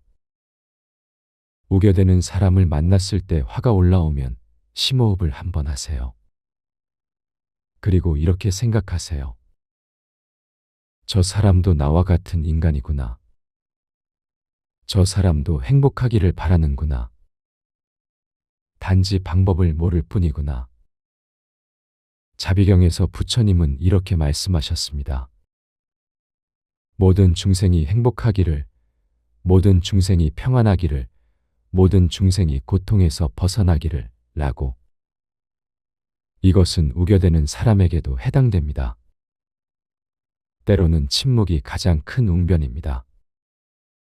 아무 말도 하지 않고 그저 미소 짓는 것만으로도 상황이 바뀝니다. 마치 고요한 호수가 모든 것을 비추듯이 침묵은 상대방으로 하여금 스스로를 돌아보게 만듭니다. 제자가 마지막으로 물었습니다. 그래도 도저히 참을 수 없을 때는 어떻게 해야 합니까? 부처님께서 말씀하셨습니다. 그럴 때는 그 자리를 떠나라. 물러나는 것은 도망이 아니라 지혜다. 폭풍우가 몰아칠 때는 피했다가 날이 개면 다시 길을 가면 되느니라. 여러분도 살면서 수없이 경험하셨을 겁니다.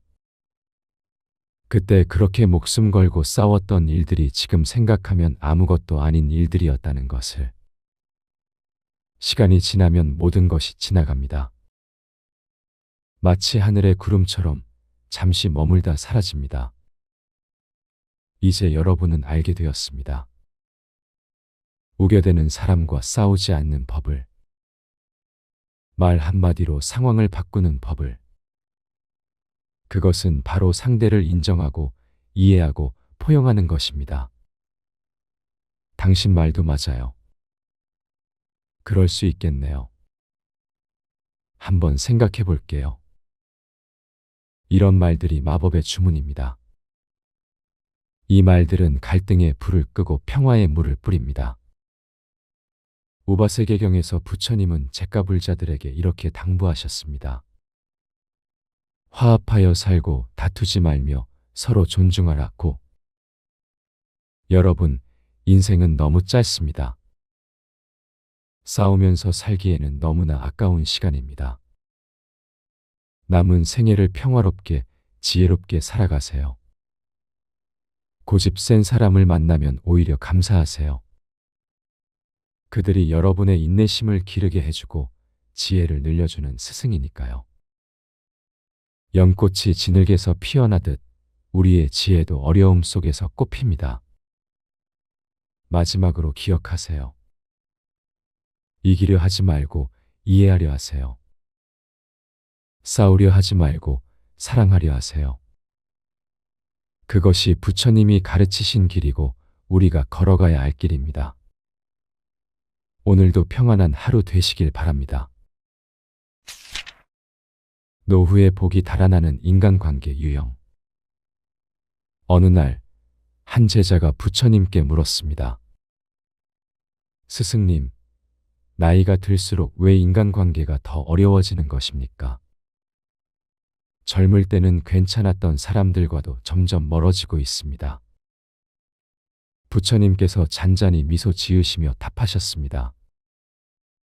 제자야, 연못의 물을 보아라. 맑은 물에는 물고기가 모여들지만 탁한 물에는 물고기도 떠나간다. 우리 마음이 탁해지면 좋은 인연도 멀어지는 법이니라. 첫 번째로, 남의 일에 지나치게 간섭하는 관계가 복을 막습니다. 나이가 들면 인생 경험이 많아져서 조언하고 싶은 마음이 커집니다. 하지만 묻지도 않은 충고는 상대방에게 부담이 됩니다. 자식들 일에, 며느리 사위 일에, 손주들 교육에까지 간섭하면 어떻게 될까요? 제자가 다시 여쭈었습니다. 그럼 스승님, 잘못된 것을 보고도 가만히 있어야 한다는 말씀입니까? 부처님께서 말씀하셨습니다. 정원사가 꽃을 기를 때 매일 꽃잎을 만지며 피라고 재촉하느냐. 그저 물을 주고 햇빛을 받게 하며 때를 기다릴 뿐이다. 사람도 마찬가지다. 지켜보되 함부로 손대지 말고 도움을 청할 때 비로소 나서는 것이 지혜로운 일이니라. 법구경에는 이런 가르침이 있습니다. 말을 아끼는 사람은 복을 부르고 함부로 말하는 사람은 화를 부른다고 했습니다. 특히 노년에는 말 한마디가 더욱 무거워집니다. 젊은 세대는 어른들의 한마디를 더 크게 받아들이기 때문입니다. 두 번째로, 과거에 집착하며 원망하는 관계가 복을 밀어냅니다. 30년 전 돈 빌려간 이야기, 20년 전 섭섭했던 일. 이런 것들을 계속 되새기며 살면 어떻게 될까요? 마음은 점점 무거워지고 만나는 사람마다 불편해집니다. 제자가 물었습니다. 스승님, 그럼 억울한 일도 그냥 잊으라는 말씀입니까? 부처님께서 온화하게 답하셨습니다. 바람에 날린 먼지를 다시 주워 담을 수 있느냐? 지나간 일은 이미 바람에 날아간 먼지와 같으니라. 그것을 붙잡으려 애쓸수록 더 많은 먼지만 일으킬 뿐이다. 놓아버리는 것이 곧 자유를 얻는 길이니라. 세 번째로, 비교하고 시기하는 관계가 복의 문을 닫습니다. 친구 집 자식이 잘 됐다고 속상해하고, 동창이 건강하다고 부러워하며, 남의 복을 내 불행처럼 여기면 어떻게 될까요? 우바세계경에서는 이렇게 가르칩니다. 남의 복을 함께 기뻐하는 마음이 곧 내 복을 부르는 씨앗이 된다고 했습니다. 이것을 수의공덕이라고 하는데요. 남이 잘 되는 것을 진심으로 축하해주면 그 기쁨이 돌고 돌아 내게 옵니다. 마치 우물에 던진 돌멩이가 파문을 일으키듯이 말입니다. 시기와 질투의 돌을 던지면 탁한 파문이 일어나고, 축하와 기쁨의 돌을 던지면 맑은 파문이 일어납니다. 그 파문은 결국 우리에게 돌아옵니다. 네 번째로 베풀기만 하고 받을 줄 모르는 관계도 문제입니다. 나이가 들면 자존심 때문에 도움받기를 꺼립니다. 자식들이 용돈 주려 해도 거절하고 친구가 밥 사려 해도 내가 사겠다고 고집합니다. 제자가 의아해하며 물었습니다. 스승님, 베푸는 것이 미덕이 아닙니까? 왜 그것이 복을 막는다고 하십니까? 부처님께서 깊은 통찰로 답하셨습니다. 강물이 한쪽으로만 흐르면 어떻게 되느냐? 결국 말라버리고 만다. 주고받음이 자연스럽게 순환해야 물이 맑아지는 법이다. 받는 것도 베푸는 것이니 상대에게 기쁨을 주는 보시가 되느니라. 우리가 도움을 거절하면 상대방은 베풀 기회를 잃습니다. 특히 자식들은 부모님께 효도하고 싶어 합니다. 그 마음을 받아주는 것도 사랑입니다. 때로는 약한 모습을 보이는 것이 더 큰 강함입니다. 다섯 번째로 변화를 거부하는 완고한 관계가 복을 막습니다. 옛날 방식만 고집하고 새로운 것은 모두 거부합니다. 젊은 사람들의 생각은 틀렸다고 단정짓습니다. 이런 태도는 결국 외로움만 키웁니다. 증일아함경에 이런 말씀이 있습니다. 대나무는 속이 비어 있어서 바람에 꺾이지 않는다고 했습니다. 우리 마음도 비워야 합니다. 내 생각만 옳다는 고집을 비우면 새로운 것이 들어올 공간이 생깁니다. 제자가 조심스럽게 여쭈었습니다. 스승님, 그럼 옳고 그름도 구분하지 말라는 것입니까? 부처님께서 자비로운 목소리로 답하셨습니다. 가을 나무를 보아라. 낡은 잎을 떨어뜨려야 새 잎이 날 자리가 생긴다. 변하지 않는 지혜는 간직하되 시대에 맞지 않는 형식은 놓아버려라. 본질은 지키면서도 방법은 유연하게 하는 것이 중도의 길이니라. 여섯 번째로 끊임없이 불평하는 관계가 복을 쫓아냅니다. 날씨가 덥다, 춥다, 음식이 짜다, 싱겁다. 자식이 안 온다, 너무 자주 온다. 이런 불평이 입에 붙으면 어떻게 될까요? 어느 스님이 말씀하신 적이 있습니다. 감사하는 마음은 복을 부르는 자석과 같다고 했습니다. 반대로 불평하는 마음은 복을 밀어내는 자석입니다. 똑같은 자석이지만 방향에 따라 결과가 정반대가 됩니다. 일곱 번째로 건강 자랑이나 불행 자랑을 하는 관계도 조심해야 합니다. 나는 아직도 등산을 한다며 자랑하거나 반대로 여기가 아프고 저기가 아프다며 하소연만 합니다. 두 가지 모두 듣는 사람을 지치게 만듭니다. 제자가 궁금해하며 물었습니다. 스승님, 그럼 아픈 것도 말하지 말아야 합니까? 부처님께서 따뜻하게 답하셨습니다. 봄비는 적당히 내려야 꽃을 피운다. 너무 많이 내리면 꽃이 떨어지고 안 내리면 꽃이 시든다. 말도 마찬가지다. 필요한 만큼만 하되 넘치거나 모자라지 않게 하는 것이 지혜니라. 법망경에서는 이렇게 가르칩니다. 말에는 때가 있고 침묵에도 때가 있다고 했습니다. 특히 노년에는 말의 무게를 알고 아껴 써야 합니다. 금과 같이 귀한 말만 골라서 하면 사람들이 더 귀담아 듣습니다. 여덟 번째로 은혜를 베풀었다며 계속 상기시키는 관계입니다. 내가 너를 어떻게 키웠는데, 내가 얼마나 도와줬는데.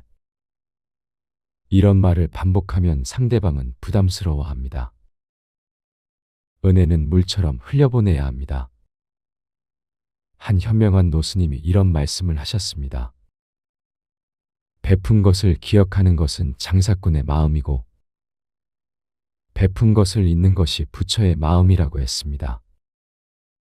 진정한 베풀면 베풀었다는 사실조차 있는 것입니다. 제자가 깊이 생각하며 물었습니다. 스승님, 그럼 어떤 인간관계가 복을 부르는 관계입니까? 부처님께서 환하게 웃으시며 말씀하셨습니다. 고요한 호수를 생각해 보아라. 잔잔하고 맑아서 하늘도 비추고 구름도 비춘다. 시끄럽지 않으나 모든 것을 품는다. 그런 마음으로 사람을 대하면 저절로 좋은 인연이 모여드느니라. 첫째, 경청하는 관계가 복을 부릅니다. 말하기보다 듣기를 먼저 하면 상대방의 마음이 열립니다. 들어주는 것만으로도 큰 위로가 됩니다. 둘째, 인정하고 격려하는 관계가 복을 키웁니다. 잘못을 지적하기보다 잘한 점을 먼저 봅니다. 특히 젊은 세대를 이해하려고 노력하면 그들도 우리를 존중합니다. 셋째, 여유롭고 너그러운 관계가 복을 모읍니다. 실수를 용서하고 다름을 인정합니다. 세상에 완벽한 사람은 없다는 것을 받아들입니다. 넷째, 감사하는 관계가 복의 샘이 됩니다. 작은 것에도 고마워하고 당연한 것도 감사히 여깁니다. 감사는 마음의 보약이자 관계의 윤활유입니다. 보살영락 본업경에 이런 구절이 있습니다. 마음이 곧 복전이니 좋은 씨앗을 심으면 좋은 열매를 거둔다고 했습니다. 우리 마음밭에 어떤 씨앗을 심느냐에 따라 인연이 달라집니다. 여러분, 노년은 인생의 황금기입니다. 이제까지 쌓은 지혜를 나누고 여유를 즐기는 시간입니다. 그런데 잘못된 인간관계 때문에 복을 놓치면 얼마나 안타까운 일입니까? 오늘부터라도 조금씩 바꿔보시면 어떨까요? 간섭하려는 마음이 들면 한 걸음 물러서고, 불평하려는 말이 나오려면 감사를 먼저 찾아보고, 시기하는 마음이 들면 축하하는 마음으로 바꿔봅니다. 마지막으로 제자가 부처님께 여쭈었습니다. 스승님, 이미 망가진 관계는 어떻게 해야 합니까? 부처님께서 자비로운 눈빛으로 답하셨습니다. 봄이 오면 얼었던 땅도 녹고 죽은 듯한 나무도 새싹을 틔운다. 사람의 마음도 그러하니라. 진심 어린 사과와 용서로 다시 시작할 수 있다. 늦었다고 생각할 때가 가장 빠른 때니라. 여러분, 우리에게는 아직 시간이 있습니다. 복을 부르는 관계를 만들어갈 기회가 있습니다. 작은 변화가 큰 행복을 가져옵니다. 오늘 하루 만나는 사람에게 따뜻한 미소를 건네보세요. 고마운 마음을 표현해보세요. 그것이 복을 부르는 첫걸음입니다. 지혜로운 노년의 인간관계는 물과 같아야 합니다. 높은 곳에서 낮은 곳으로 흐르듯 겸손하고, 바위를 만나면 돌아가듯 유연하며, 맑고 투명하여 모든 것을 비추듯 진실해야 합니다. 철학자 쇼펜하우어는 이렇게 말했습니다. 인생의 후반기는 전반기에 심은 것을 거두는 시기라고 했습니다.